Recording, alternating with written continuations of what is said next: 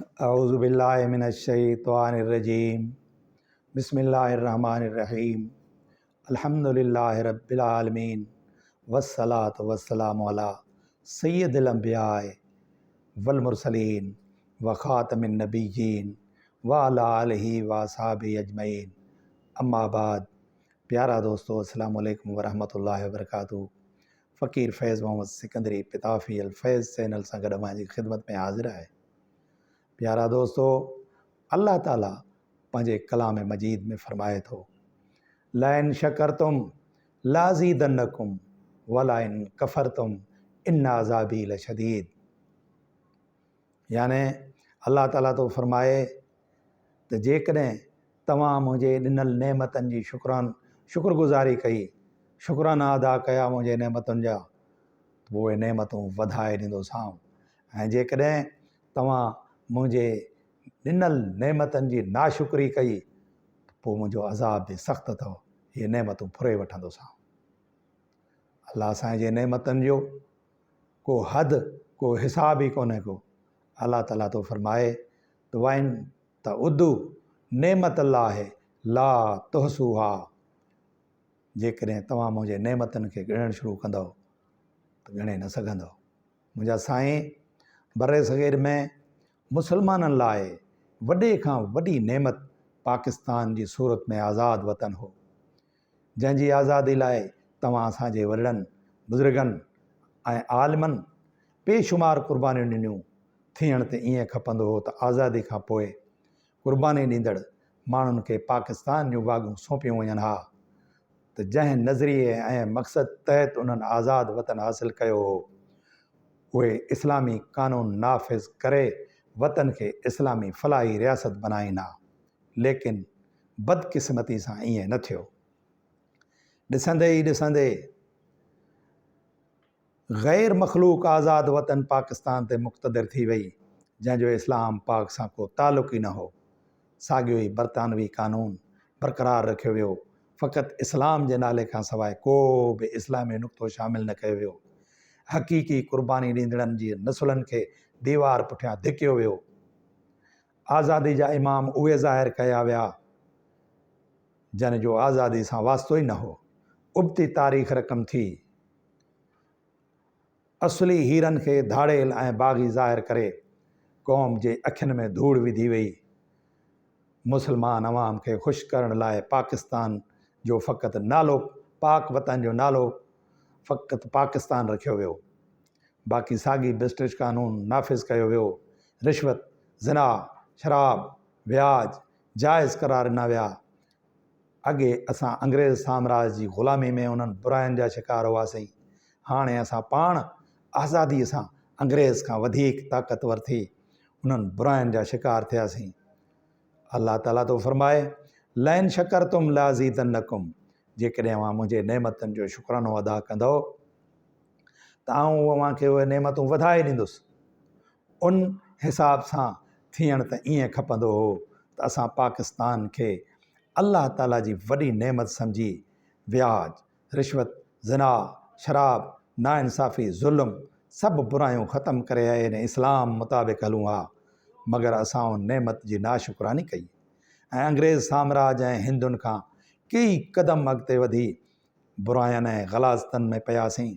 असां बुराई जा अॾा आम कया, फ़ाहिश फिल्मूं ऐं ड्रामा ठाहिण शुरू कया, मुजरा शुरू कया, ग़रीब ऐं अमीर में फ़र्क़ु शुरू कयो, जैम खाना ऐं अयाशगाह ठाहिया, नालाइकनि खे मथे आंदो, कूड़ ऐं बदी खे हथी ॾिनी, क्रिप्ट ऐं राशि आफ़ीसर मुक़ररु कया, ज़ालिम कामोरा भर्ती कया, शराब आम कयो, रिश्वत जो रिवाज विधो, मईशत जो बुनियादु व्याज ते रखियो, सिफ़ारिश ऐं अक़रबा परवी खे मयार ठाहियो, चोरनि जी सरपरस्ती कई, ॻाइणनि, फ़नकारनि, डांसरनि, मुजरेबाज़नि, अदाकारनि ऐं रांदीरनि खे क़ौम जो हीरो करार ॾेई सिदारती एवार्ड ऐं तमग़ा ॾियणु शुरू कया, वॾेरा शाही खे सियासत जो मयार ठाहियो ऐं उहो सभु कुझु कयो जंहिंजी इजाज़त असांखे अल्लाह ताला ऐं अल्लाह ताला जे रसूल मक़बूल सल्लल्लाहु अलैहि वसल्लम जन क़तई तरह सां न ॾिनी, बल्कि सख़्ती सां मनो कई।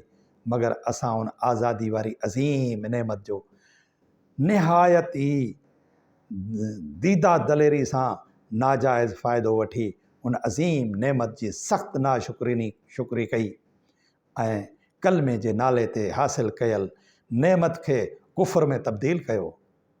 पोइ वलैन कफ़रतुम इन अज़ाबी लशदीद, पोइ अल्लाह ताला जे फ़रमान त जेकॾहिं अव्हां मुंहिंजे नेमतुनि जी नाशुक्री कई, याने उन आज़ादीअ जो, उन अज़ीम आज़ादी जो, उन अज़ीम नेमत जो ग़लति फ़ाइदो वरितो त मुंहिंजो अज़ाब बि सख़्तु अथव। इहा नेमत फुरे वठंदुसि। छा बांग्लादेश जो अलॻि थियणु कुदरत तरफ़ां असांजी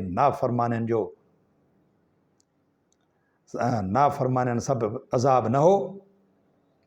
हिन वक़्त में तव्हां असां मुसलमान पंहिंजी ज़ात में बुराई ऐं नाफ़रमानी में मुब्तला आहियूं। हर पाकिस्तानी दानिस्ता या नादानी सबबु कंहिं न कंहिं बुराई ऐं नाफ़रमानी जो मुर्तकिब आहे ऐं सदाए मुसलमान थो। व्याज, रिश्वत, ज़िना, शराब, कूड़, धोखो, गिरां फ़रोशी, ज़ख़ीरा अंदोज़ी, ज़ुल्म, ज़्यादती, नाइंसाफ़ी, अक़रबा परवरी, नाइंसाफ़ी, उहे सभु बुरायूं उरूज ते आहिनि। त पोइ अल्लाह ताला असां ते ज़ालिम ऐं लुटेरा, कूड़ा ऐं रहज़न हुक्मरान मुसलत न कंदो।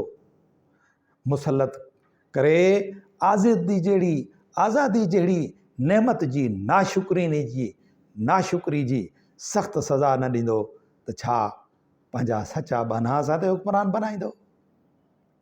हैफ़ अथई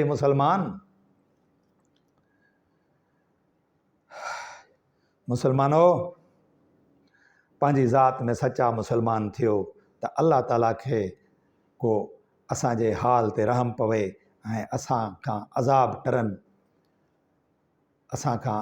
टरनि। वरना इहा मुसलमानी हिते त तव्हां असांजी ख़राबी ऐं ख़्वारी जो बाइसु आहे ऐं सुभाणे पोइ क़यामत जे ॾींहुं बि इहा मुसलमानी असांजी ॻिची में हिकिड़ो वॾो ॻठु हूंदो। मुंहिंजा प्यारा दोस्तो, मौजूदा हालात ॾिसी वॾी तकलीफ़ थी थिए जो तव्हां असां मुसलमान हिक ॿिए खे बज़ाहिर त मुसलमान सॾायूं था, बज़ाहिर त कलमो बि पढ़ूं था, पर कलमे जी असली हक़ीक़त ऐं मुसलमान जी असली हक़ीक़त ते अचण लाइ तव्हां असां मुंहिंजा केर बि तयारु कोन्हे। त हिन मिसकीन अहकर जी अव्हां खे गुज़ारिश आहे त महिरबानी करे सचा मुसलमान थियो ऐं मूं मिसकीन जे लाइ बि दुआ घुरो ऐं सभई गॾिजी दुआ घुरो त अल्लाह ताला तव्हां असांखे हक़ीक़ी मुसलमान बनाए ऐं मुस्तफ़ा करीम जो हक़ीक़ी ग़ुलाम बनाए ऐं असांखे अल्लाह ताला पंहिंजे हक़ीक़ी जेको मुस्तफ़ा करीम असांखे रस्तो ॾिनो आहे उन रस्ते ते हलण जी तौफ़ीक़ अता फ़रमाए। वमा अलैना इल्लल बलागुल मुबीन।